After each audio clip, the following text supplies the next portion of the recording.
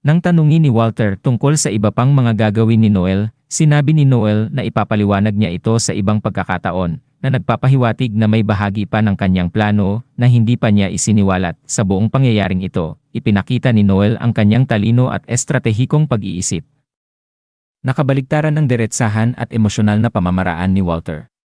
Habang gusto ni Walter ng agarang aksyon dahil sa galit, mas gusto ni Noel na mag-isip muna, magtipon ng mga kaalyado, at lumikha ng plano upang matiyak ang tagumpay, na ang huli layuning gawin sina Lyod at Tanya na magbayad ng malaki sa kanilang pagtataksil, at dito nagtatapos ang ating buod ng Kabanata 5 ng Most Notorious Talker.